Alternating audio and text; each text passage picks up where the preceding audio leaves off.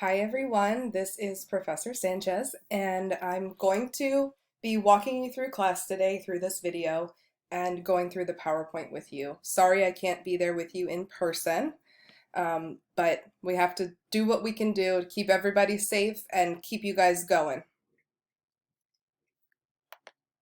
All right, so if you haven't set an intention yet today, go ahead and do it. This works for your life as well.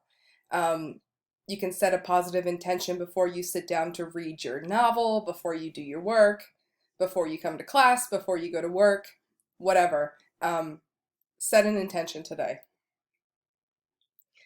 One thing I wanted to talk to you guys about today is this idea of resistance to difficulty. So the last time I saw you, the very last thing that I did was we sat in class for like the last couple minutes of class and just felt what it felt like to just sit there, even though we were about to leave class. And I know that this was hard. And in that moment, you felt what inner resistance is, right? Like that, oh, I just want to go. I just want to go.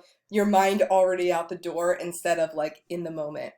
So I wanted to talk a little bit about resistance today, and it's a skill that will help you in class, it will help you in life, it will help you in reading a novel, focusing on your work, all of that.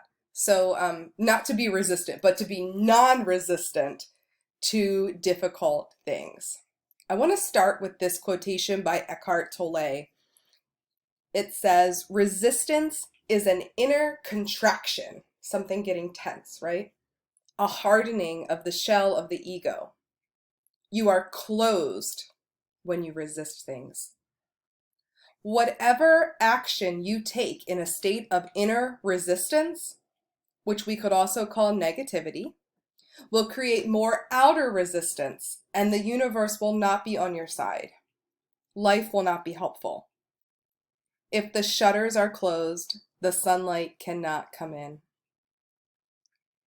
All right, so I want to talk a little bit about being closed off or being resistant on the inside and how it can affect your work. I was thinking about you guys because one of my days with COVID, I got a migraine, but I couldn't take any of my migraine meds because of the antiviral drug that I was on, and there were interactions.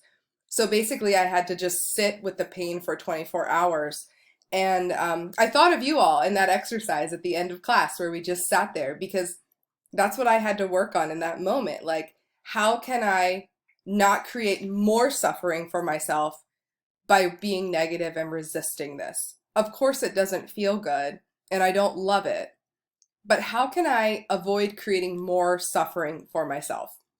So I want to emphasize this sort of approach in light of the fact that we're reading like 3/4 of a novel this week. Sometimes when we sit down to read or sit down to write a paper or do work, we sit down with a negative attitude or with a closed attitude or like, I don't want to do this, I don't want to do this. And that's totally understandable. This is a lesson that I've learned over time how to change because I used to do that too. And even sometimes when I have like 75 essays to grade, I sit down like, wow, this is going to be hard. This is a lot of thinking. But what I do is I try to get myself in a different mind frame. I try to be open. It doesn't mean I love the experience, but I try to be open and I try to not create more suffering for myself.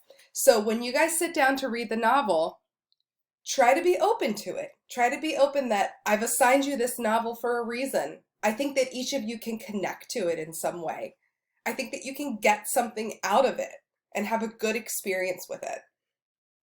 Okay, so the main point here is when we're doing something that's difficult, if we resist it mentally, emotionally, we create more suffering and make it even more difficult for ourselves. If we can be in a state of non-resistance, accept it, try to find something beneficial in it, we will have a completely different experience. The goals for class today were to practice mindfulness together, talk about literary analysis a little bit more, talk about reading The Alchemist, and then brainstorm topics because we're going to write a paper. And so we're going to be thinking about the paper as we're reading the book so that we don't create more work for ourselves later. All right, so the mindfulness work that we were going to do is read the introduction together, do the self-assessment, and do the professor's goals for you exercise. Obviously, we're not together to do this, but I encourage you, I mean, this is part of your homework, so you do have to do it. I encourage you to send me your answers to your professor's goals for you, just so I can check and see kind of what you're thinking. What are my goals for you so far? What do you think I want you to get out of this class? And then I can respond back to that. As we're reading The Alchemist, we are going to be practicing literary analysis. You've already done this with Wild Geese, and you'll continue to do it throughout the semester with everything we read, literary analysis. So what it is closely studying a text. So we talked about this before, but doing a close reading, looking really carefully at the words, at the images, at the theme, interpreting its meanings. So as we look at it closely, trying to figure out, what does this mean? What's the sort of the general meaning? What's the deeper meaning? And exploring why the author made certain choices. So looking at the why. When people write creative works like this, they make choices about what to include and where. They revise things to make themes more apparent or to change meanings or make them deeper. So we have to think about, why did the author make these choices in writing this book? And you assume that they made the choices purposefully, even though sometimes things just kind of happen when people are writing books. So literary analysis is reading closely, studying the text, thinking about the meanings as you study it, and thinking about why the author made the choices that he or she or they made to create this specific meaning. All right. This week, we're starting The Alchemist, so I'd like you to read pages 1 to 60 of the Word document. If you have the actual book, read up until the point where Santiago leaves the desert and Fatima to go with the alchemist. Leaves the oasis to go into the desert with the alchemist. All right, so we're going to read a good part of the novel this week, and then next week you'll have like 20 more pages to go so that you can focus more on starting your essay next week. As you're reading, before you read, you want to pick which topic you want to focus on for the paper. That way you can annotate sections that relate to your topic, and you will be like doing your outline as you are reading because you're already picking out supporting detail to talk about as you go. The other thing you're going to do this week is brainstorm. You're going to brainstorm for this 097 class and submit that to me, like on paper or on a screen. You're going to submit that to me. And then by the end of the week, you'll be participating in a discussion about your brainstorming. So kind of the brainstorming activity in this class will help you to write the discussion, get your ideas down to do the discussion for the literature class this week. Okay, I hope all that makes sense. So the topics are on the assignment page, and I had you write about this in the previewing worksheet that you did, which of these things you're most drawn to. So on the essay assignment page in the literature course, or on the reading assignment page of this week, you'll see the topics listed. So I'd like you to read through these when you have a chance and choose the one that makes the most sense for you. When you choose the one that you like the best and you think that you most want to write about, I would annotate the little paragraph for whichever one you choose, and highlight things that are important to think about as you read. So for instance, if you pick this topic, annotate places that discuss, right? So if you pick this topic, annotate places that focus on this. If you choose this topic, so I'm telling you what to look out for in your annotations. So this is really important to read these, choose just one topic, and then look out for that as you annotate. Now, if you decide to change your topic as you read, that's okay, but it's best if you can choose one and stick to it so that you can annotate as you go and don't have to go back and read again, okay?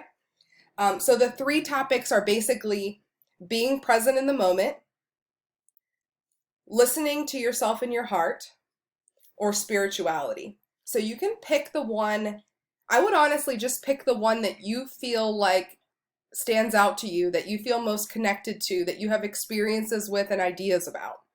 And then from there you can see what the novel says about it. All of these things are very present in the novel, especially towards the middle and the end of the novel. These themes, you'll see them recurring and recurring and recurring. So keep your eye out. The brainstorming exercise is due by tomorrow night. And what I want you to do is essentially just brainstorm about whichever of those topics you chose. You can pick whatever format you want. You can use words, you can use pictures, you can collage, you can make a web, you can make a list, you can make a table. There's so many ways to brainstorm. I'd like you to do whatever is comfortable for you. Within your brainstorming, I'd like you to include your personal thoughts about the topic. So any ideas, like if you pick being present in the moment, any words or ideas that come to mind. Like when I think being present in the moment, I think mindfulness. I think Eckhart Tolle, because he's one of my favorite writers and he talks about the power of now. So I might start writing down those associations that I make. The other thing you want to think about is your personal experiences. So I might talk about my experience with meditation. I might talk about when I'm present in the moment, noticing more things. And then I also want you to reference things happening in the novel. So at least one reference to something that Santiago does or another character does or a situation where your theme that you've chosen is popping up. So I'm going to look for moments where Santiago is not thinking about the past or the future, but completely present in the moment and how that affects him. Okay, so that's the brainstorming. If you have any questions at all, you just reach out to me. You know to do that. So your homework is that brainstorm and then the metacognition and mindfulness reflection for week 3. In the literature class, you have that the brainstorming, the brainstorming discussion. Let me just go to our class page.